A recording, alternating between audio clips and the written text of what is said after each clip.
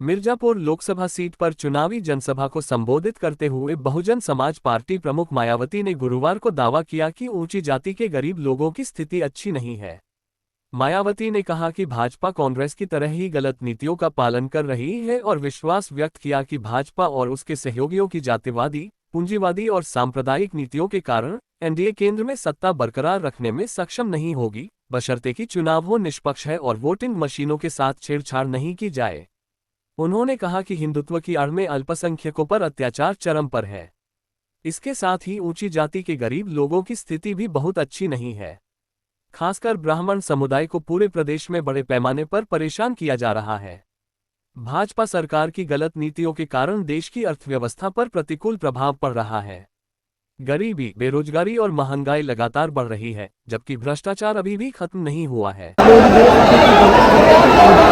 लोकसभा प्रत्याशी दलित त्रिपाठी जी पार्टी का चुनाव की पार्टी सुप्रीम भेंट करेंगे।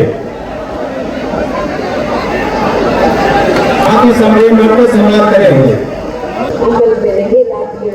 और अब जिस पर से देश की जनता का अधिकांश विश्वास ही उड़ गया है।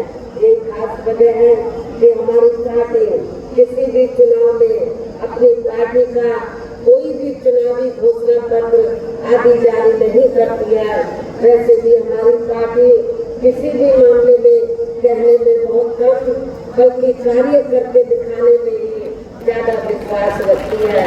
और ये बात सबसे बड़ा सबूत ये है, उत्तर प्रदेश में 4 बार हमारी पार्टी के नेतृत्व में रही सरकार ने चुनाव में अपनी पार्टी के बिना कोई जारी किए गए चुनावी घोषणा पत्र के लिए प्रदेश में आमदन निकले क्षेत्र है ये बहुत पिछड़ा हुआ था, तो हमारी पार्टी की सरकार ने इस क्षेत्र को भी बड़े पैमाने पर अपनी हुकूमत के दौरान विकसित किया है।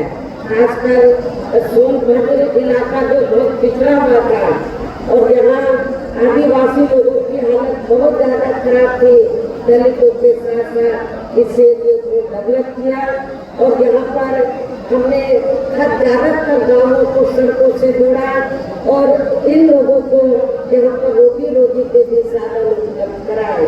तो तभी से ये एरिया काफी डेवलप हुआ है और यहाँ नक्सली वारदातें भी बीएसपी की सरकार बनने के बाद से खत्म हुई है, जब से इस क्षेत्र का विकास हुआ।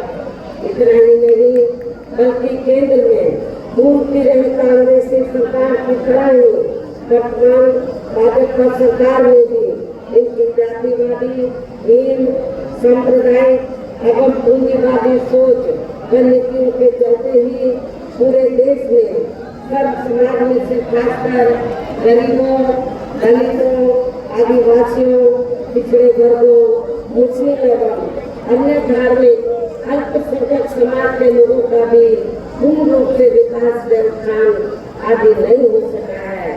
और इस संदर्भ में वैसे आप लोगों को ये मालूम है कि पूरे देश में यहाँ दलितों, आदिवासियों एवं अन्य पिछड़े वर्गों का सरकारी नौकरियों में वर्षों से अधूरा पड़ा आरक्षण का कोटा भी अभी तक पूरा नहीं भरा गया है। विशेषकर एसटी व एसटी वर्गों के सरकारी कर्मचारियों का पदोन्नति में आरक्षण भी अब काफी हद तक प्रभावी बना दिया गया है।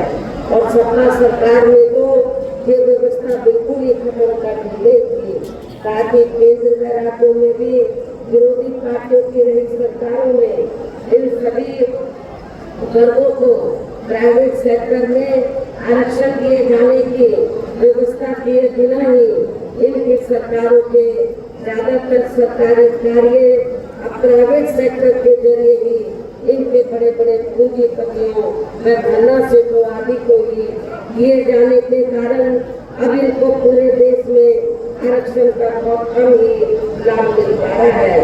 इसी प्रकार